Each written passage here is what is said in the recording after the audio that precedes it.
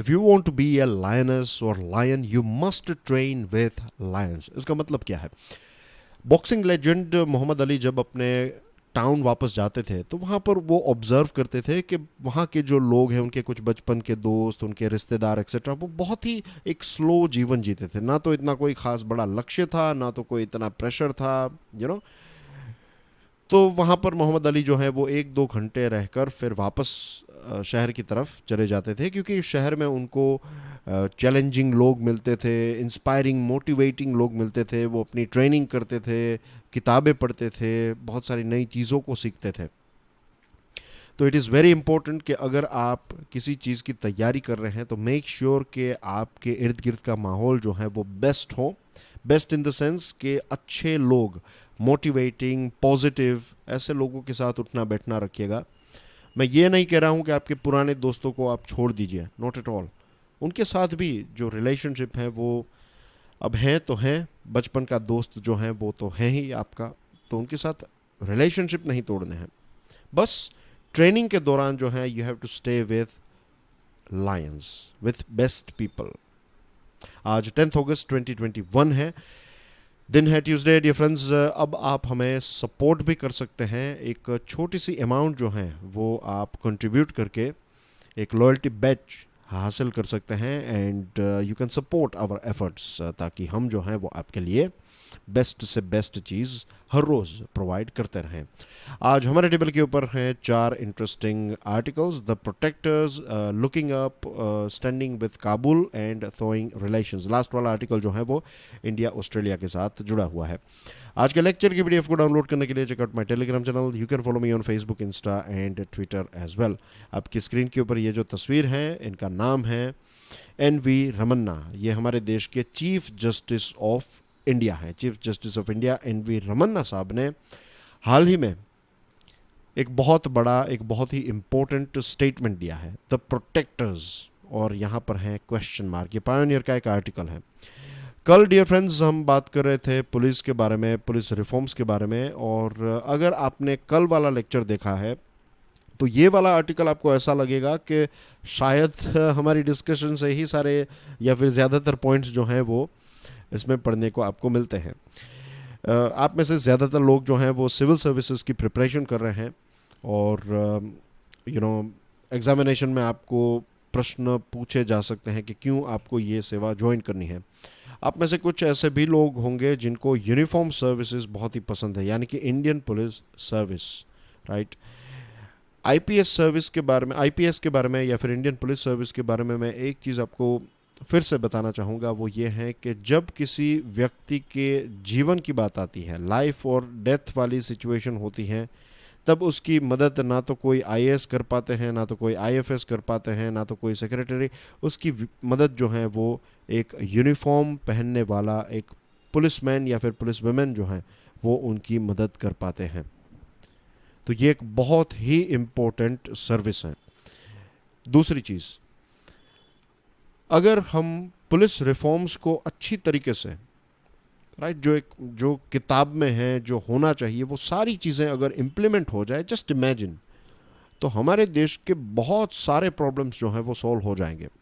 अगर आप आमिर खान का एक सत्यमेव जयते प्रोग्राम था, तो उसमें भी उन्होंने पुलिस सर्विस को लेकर एक पूरा एपिसोड बनाया था, और उसमें भी ये कहा गया है कि सिर्फ ये एक ऐसी सर्विस है, आपने इसको अगर प्रॉपर इम्प्रूव कर लिया तो बहुत सारी चीज़ें जो हैं वो हमारे देश में ऑटोमेटिकली चेंज हो जाएगी। अब हमारी जो लीगल सिस्टम है उसकी सबसे कमज़ोर कड़ी अगर कोई है तो वो है पुलिस स्टेशन या फिर पुलिस एज ए डिपार्टमेंट या फिर ऑर्गेनाइजेशन। ये बात चीफ जस्टिस ऑफ इंडिया ने बताई है।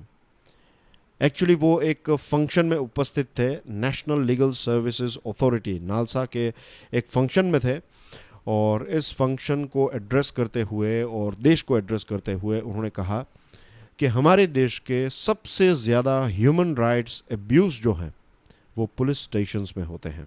कल हमने इसी चीज़ को लेकर आंकड़ों के बारे में डिस्कशन की थी। Police station is the first post where an ordinary citizen has to go to get legal assistance. अगर किसी के साथ कुछ भी गलत होता है तो वो कहाँ पर जाते हैं? पुलिस के पास जाते हैं। लेकिन बहुत सारे लोगों के साथ ऐसी चीज़ होती है कि जो कंप्लेन करने जा रहा है उसको क्रिमिनल की तरह ट्रीट किया जाता है। बहुत सारे हमारे देश के पुलिस वाले ऐसे हैं जो बहुत ही ईमानदारी से, बहुत ही अच्छी तरीके से अपना काम जो है वो करते हैं, उसमें कोई डाउट है ही नहीं।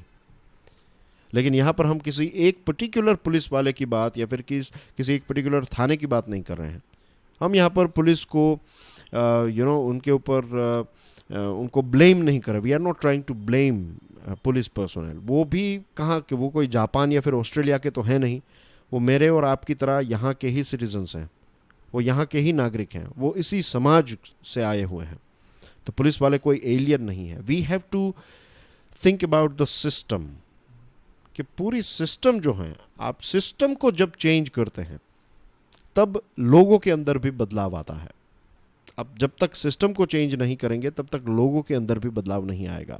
तो यहाँ पर ये पूरी डिस्कशन करने के पीछे जो मेन मकसद है वो वही है कि you have to understand this thing, कि हमें पुलिस वालों के ऊपर उंगलियां नहीं उठानी है, हमें सिस्टम को बदलना है, ताकि जो पुलिस पर्सोनल है वो भी अपना जीवन एक बहुत ही अच्छी तरीके से बिता सके। ज़्यादातर अब देखेंगे कि बहुत सारे पुलिस वाले जो हैं उनको शराब की या फिर किसी ना किसी प्रकार के एडिक्शंस हो जाते हैं।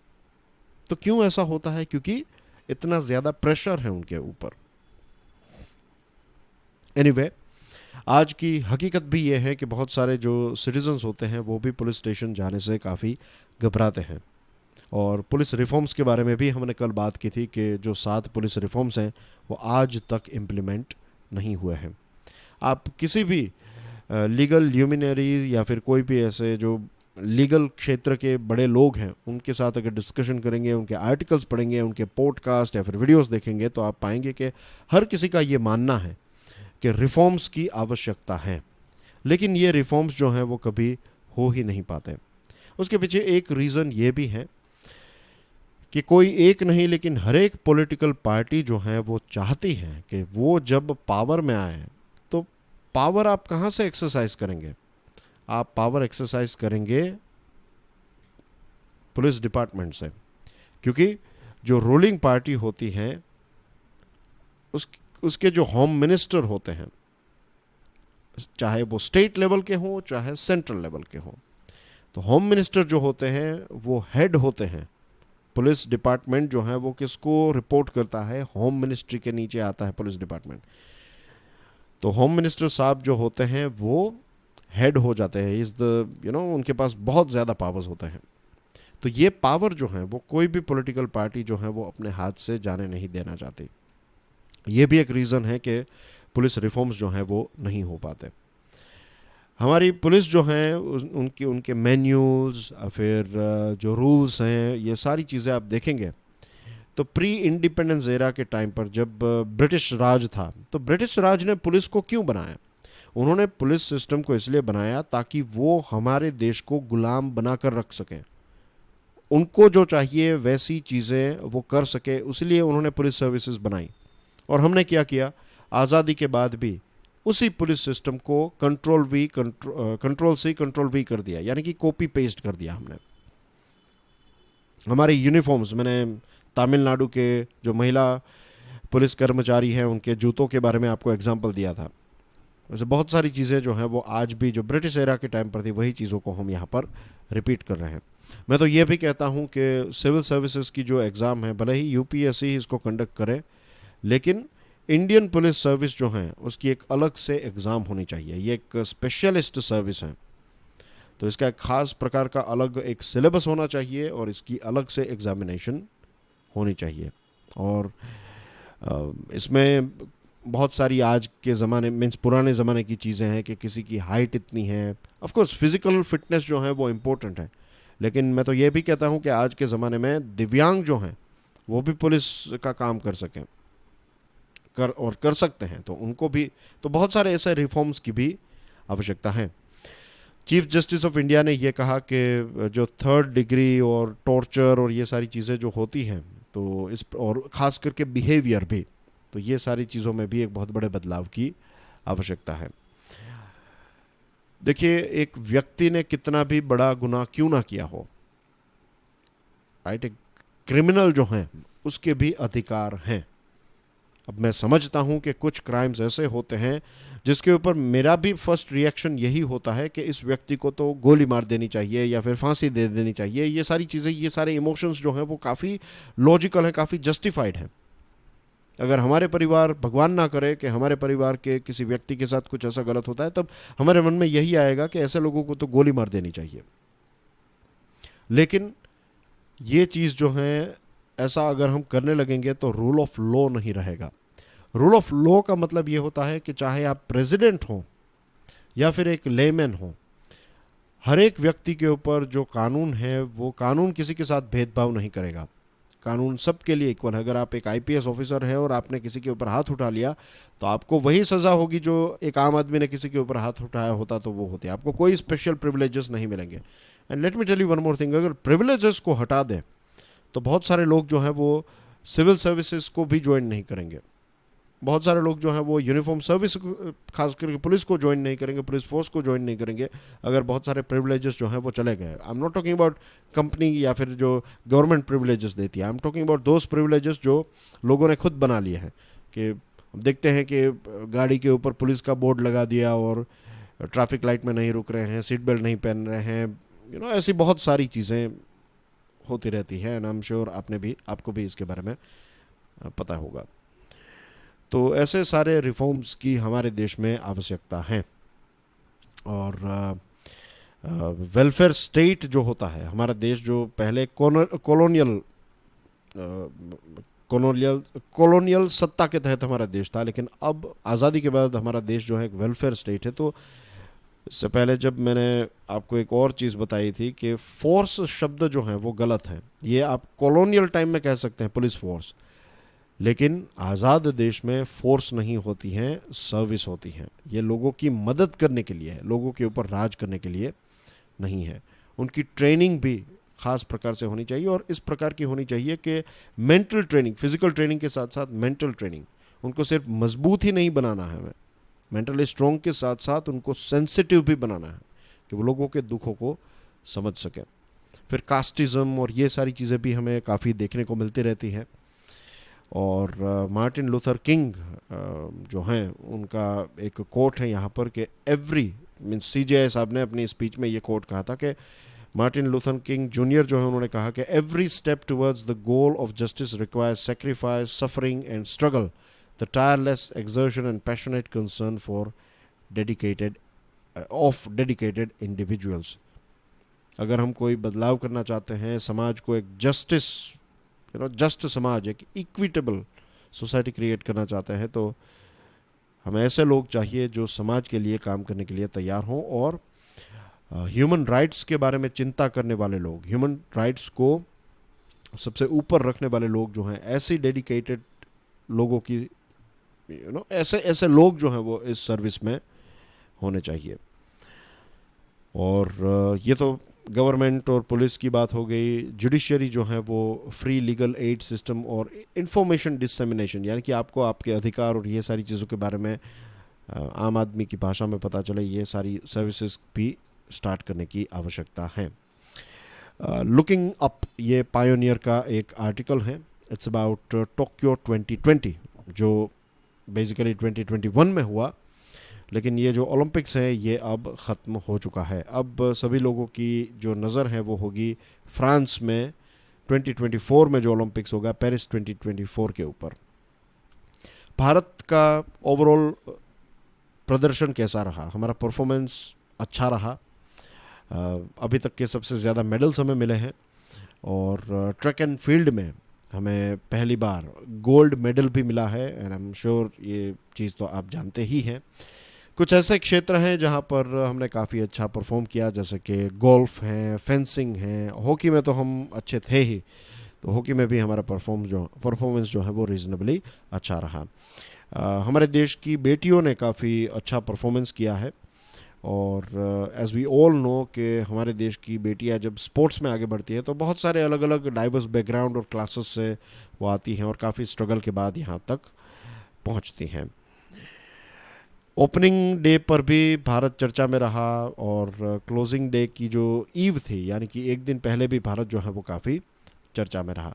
एक बहुत ही कॉमन प्रश्न जब भी स्पोर्ट्स की बात आती है तो ये आती है कि हमारे देश में 1 बिलियन से भी ज़्यादा की पॉपुलेशन है। कई बार हम इस चीज़ के बारे में भी बात करते हैं कि लगभग दुनिया की 18% पॉपुलेशन हमारे देश में रहती है, और हमारे पास मेडल्स जो हैं वो अगर यूएसए और दूसरे डेवलप देशों के साथ कंपेयर करें तो ना के बराबर मेडल्स हम लेकर आते हैं।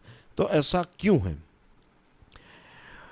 ऐसा इसलिए भी है क्योंकि दंगल फिल्म के स्टार्टिंग में एक बहुत ही मुझे पसंद है वो डायलॉग, हरियाणवी एक्सेंट में आमिर खान कहते हैं कि मेडल तो अपने छोरे भी ला सके हैं भाई साहब, लेकिन कोई बढ़ावा दे तब ना, ना पैसे हैं ना फैसिलिटीज़, किस तरह जीतेंगे मेडल अपने छोरे।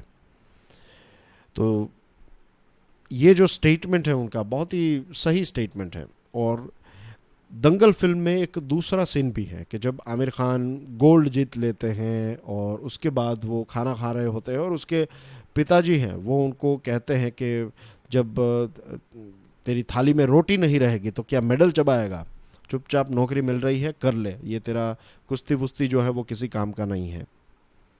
तो ये एक रियलिटी है हमारे देश की। अब धीरे धीरे सरकार ने भी काफ़ी अच्छा सपोर्ट देने की शुरुआत कर दी है। प्राइवेट सेक्टर में भी काफ़ी सारे स्पोर्ट्स स्टेडियम्स, जिम्स एक्सेट्रा ये सारी चीज़ें हमें देखने को मिलती हैं। लेकिन अभी भी जो ओलंपिक में जो गोल्ड चाहिए, सिल्वर चाहिए, ब्रॉन्ज चाहिए, उस लेवल के साथ कंपेयर करें तो ना के बराबर बदलाव हुए हैं। सरकार का ये दावा है कि अब ये स्पोर्ट्स अथॉरिटी ऑफ इंडिया जो है उसको टोटली रियो ओलंपिक 2016 के बाद चेंज कर दिया गया है। यहाँ पर ये जो लाल फीताशाही है वो कम है, करप्शन कम है, ज़्यादा एफिशिएंट हो चुका है, और प्लेयर के बारे में काफ़ी चिंता रखता है SAI यानी कि sports authority of India etcetera. लेकिन आज भी हम देखते हैं लेस करप्ट है, करप्शन फ्री तो नहीं है, लेस ब्यूरोक्रेटाइज्ड है, राइट, कंप्लीटली ब्यूरोक्रेसी से फ्री तो नहीं है।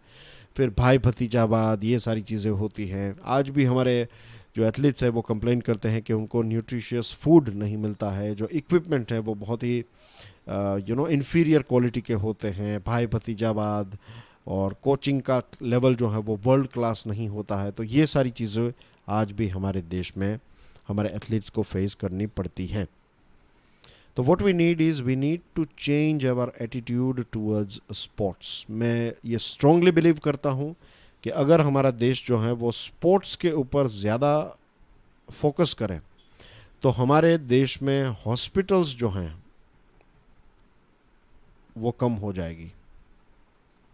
इफ़ वी पे हॉस्पिटल्स तो कम होगी, स्ट्रेस कम होंगे, डिवोर्सेस कम होंगे, लोग अच्छी फ्रेंडशिप, एक शांतिमय वातावरण पैदा हो सकता है स्पोर्ट्स से। स्पोर्ट्स ऐसा नहीं है कि सिर्फ आपने मेडल्स जीते, ओवरऑल एक देश की हेल्थ जो है वो इम्प्रूव हो सकती है।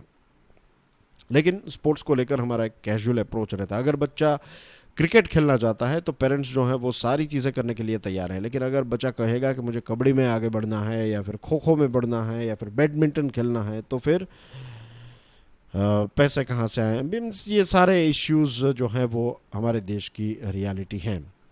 तो इस आर्टिकल में 4 ऐसे पॉइंट्स बताए हैं, 4 ऐसे हर्डल्स हैं कि एक टैलेंटेड बच्चे को ये 4 चीज़ों का सामना हमारे देश में, इससे ज़्यादा भी चीज़ें हैं लेकिन ये 4 चीज़ें तो हैं ही कि अगर आप स्पोर्ट्स में ज़्यादा वक्त देंगे तो पढ़ाई नहीं कर पाएंगे, पढ़ाई नहीं कर पाएंगे तो आप पैसे नहीं कमा पाएंगे, तो घर कैसे चलेगा। दूसरी चीज़ के जैसे दंगल का एग्जांपल है कि आपके मेडल्स जो हैं वो आपको एक स्टेबल इनकम नहीं देंगे, तो आप कोई नौकरी कर लीजिए, राइट, एक वेल पेड जॉब ढूंढ लीजिए, उसके बाद आप पार्ट टाइम में कीजिए। बट ओलंपिक्स और ये सारी खेल जो हैं वो आप पार्ट टाइम में नहीं, you have to give your best. मैंने एक बहुत ही खूबसूरत किताब पढ़ी है, एक ओलंपिक चैम्पियन के ने ये किताब लिखी है, और जब फ्यूचर में एक वक्त आएगा तो डेफिनेटली इस किताब के साथ जुड़े हुए बहुत सारे ऐसे इंपॉर्टेंट एस्पेक्ट्स मैं आपके साथ तो शेयर करना चाहूँगा। I will share it, don't worry. लेकिन उस किताब में मैंने ये देखा कि उनकी जो प्रैक्टिस थी वो ऐसी नहीं थी कि वो पार्ट टाइम प्रैक्टिस करते थे, वो फुल टाइम, और फुल टाइम 3-5 उससे भी ज़्यादा सालों तक उन्होंने मेहनत की थी, तब जाकर वो ओलंपिक में गोल्ड तक पहुंच पाए। तो पार्ट टाइम जॉब और फुल टाइम जॉब और पार्ट टाइम ट्रेनिंग जो है उससे आप गोल्ड नहीं जीत पाएंगे या फिर तो ब्रॉन्ज भी नहीं आएगा। फिर महिलाओं के यूनिफॉर्म के बारे में भी हमने बात की थी कि बहुत सारे रिलीजन में, बहुत सारे फैमिलीज़ में ये जो छोटे कपड़े हैं वो बिल्कुल अलाउड नहीं है, और उसमें कोई गलत बात भी नहीं है।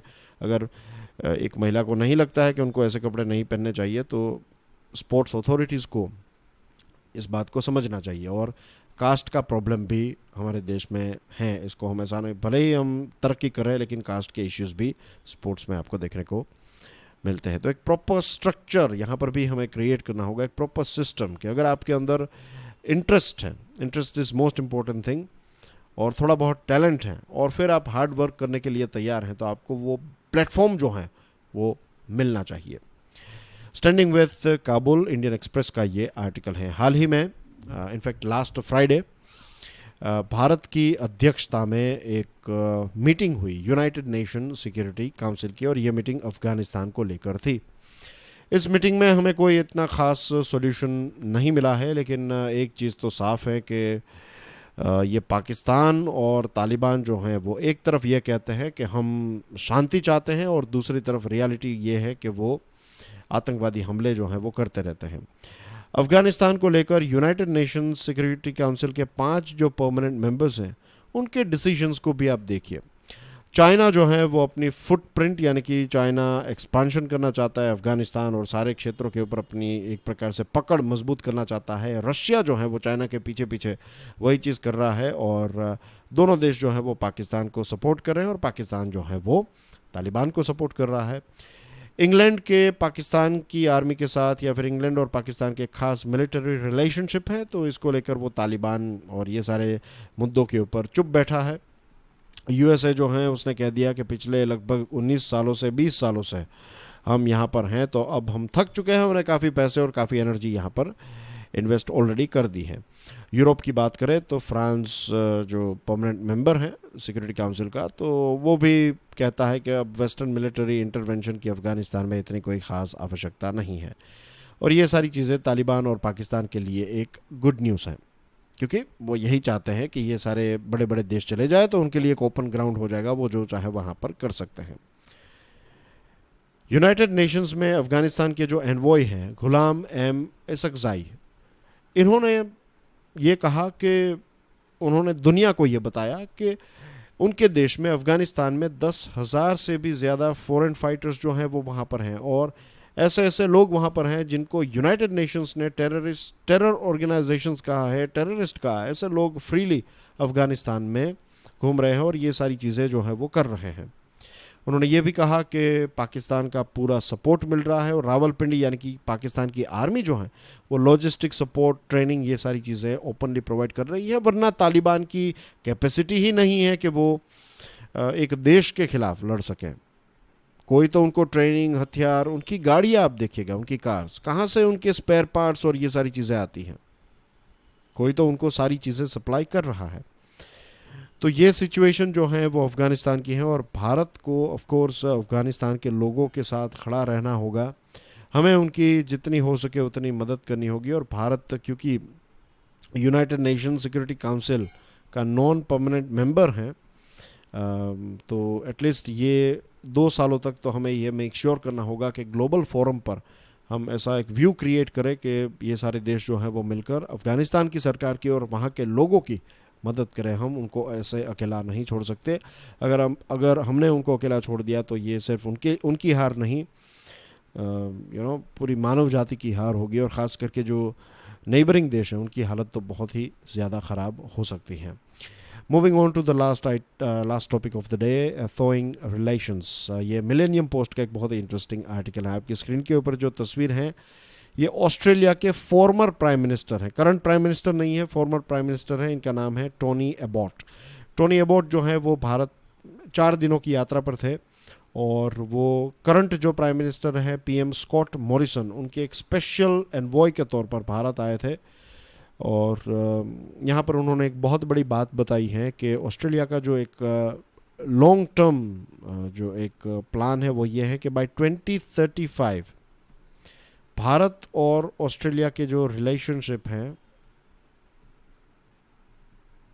उसको एक नेक्स्ट लेवल पर ले जाना चाहते हैं, और इसकी तैयारी जो है वो आज से ही, खास करके इकोनॉमिक टाइज की बात करें तो इसको ट्रांसफॉर्म करना चाहते हैं। 2 से लेकर 6 अगस्त तक वो हमारे देश में थे। उनकी मुलाकात commerce, coal and mines, energy, power, finance, NITI Aayog, और एंड में वो उनकी एक मीटिंग जो है वो प्राइम मिनिस्टर साहब के साथ भी है। तो ये सारे मिनिस्टर्स और प्राइम मिनिस्टर साहब के साथ उनकी मीटिंग हुई। अब इंडिया और ऑस्ट्रेलिया की बात करें तो बहुत सारी चीज़ें जो हैं, एक तो है क्रिकेट, इज़न्ट इट, दोनों देश क्रिकेट के दीवाने हैं। दोनों देश को ज्वाइन करने वाला एक समंदर महासागर है, that is Indian ocean. Australia एक ऐसा देश है जो इंडियन ओशियन के साथ भी बॉर्डर शेयर करता है और दूसरी तरफ पैसिफिक ओशियन के साथ भी बॉर्डर शेयर करता है। और क्वाड की बात करें तो ऑस्ट्रेलिया जो है एक बहुत ही इम्पोर्टेंट देश है। क्वाड के बेसिकली 4 देश हैं, इज़न्ट। ऑस्ट्रेलिया का जो कैपिटल है that is not Sydney, Sydney नहीं है, बहुत सारे लोगों को लगता है कि it is Sydney, but it is Canberra. और कुछ स्टेट्स भी हैं, New South Wales, then you have Victoria, South Australia, Northern Territory, Queensland, Western Australia, then you have this Tasmania. तो ये कुछ उनके राज्य हैं। ज़्यादातर आप देखेंगे कि ऑस्ट्रेलिया के जो बड़े बड़े शहर हैं, Adelaide, Melbourne, Sydney, Brisbane, Darwin, ये सारे जो हैं ये कोस्टल सिटी हैं। ट्रॉपिक ऑफ कैप्रिकॉर्न जो है वो ऑस्ट्रेलिया को लगभग 50% नॉर्थ, 50% साउथ से डिवाइड करती हैं। और ऑस्ट्रेलिया पूरा जो देश है ये साउथ पोल में है, इज़न्ट इट। ये इक्वेटर के नीचे है, तो it is in not South Pole, sorry, that was a slip of tongue. South या फिर सदर्न हेमिस्फीयर, सदर्न हेमिस्फीयर में है ऑस्ट्रेलिया, क्योंकि ये जो लाइन है 0 डिग्री इक्वेटर, वो ऑस्ट्रेलिया के नॉर्थ से मीन्स काफ़ी नॉर्थ में है।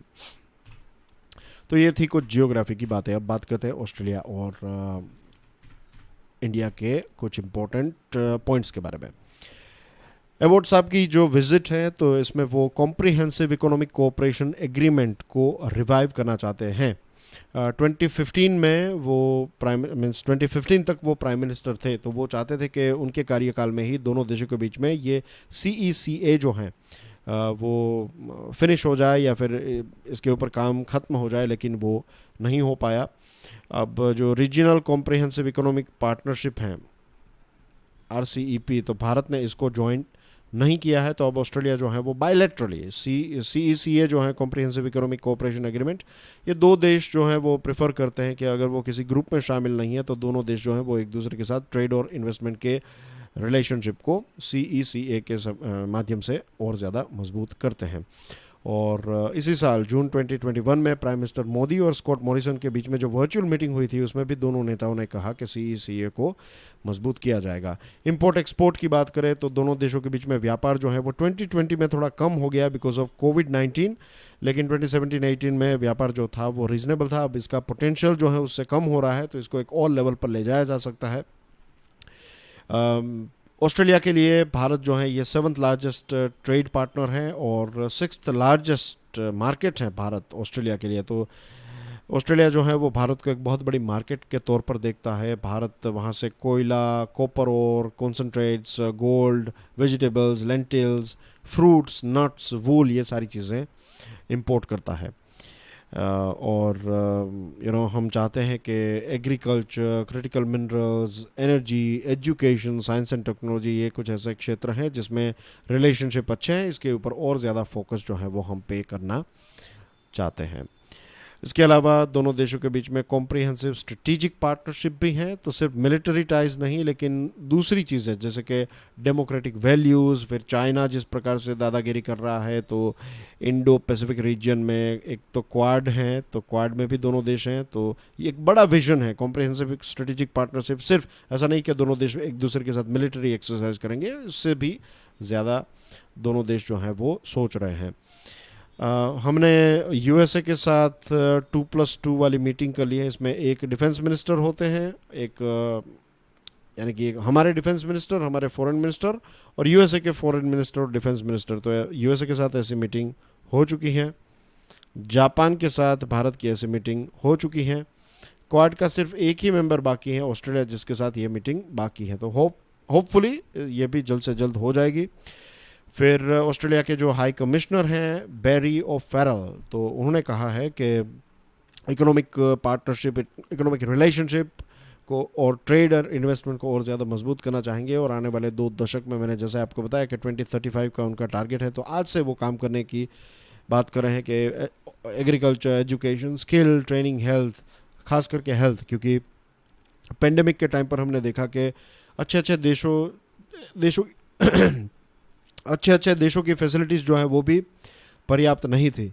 तो भारत को तो ये सारी चीज़ें और ज़्यादा मजबूत करनी ही पड़ेगी। एजुकेशन की बात करें तो भारत से बहुत सारे स्टूडेंट्स जो हैं वो एजुकेशन के लिए, हायर एजुकेशन के लिए वहाँ पर जाते हैं, और ऑस्ट्रेलिया की एक बहुत बड़ी सर्विस सेक्टर है एजुकेशन। तो वहाँ पर हमारे 1,15,000 जितने स्टूडेंट्स पढ़ाई कर रहे हैं, और $6 बिलियन का US डॉलर का व्यापार होता है ऑस्ट्रेलिया में बिकॉज ऑफ दिस। ये एजुकेशन के भारत के इतने सारे, वो चाइना और दूसरे देशों के भी हैं, लेकिन भारत के स्टूडेंट्स काफ़ी ज़्यादा हैं। ऑस्ट्रेलिया, इंडियन ओरिजिन ऑस्ट्रेलियंस भी हैं, और यहाँ से वहाँ गए ऐसे लोग भी हैं। तो टोटल हमारे भारत के लोग जो हैं वो आप समझ लीजिए 7,21,000 इतने लोग वहाँ पर रहते हैं। और सबसे ज़्यादा जो एक फास्टेस्ट ग्रोइंग कम्युनिटी जो है वो इंडियन कम्युनिटी है।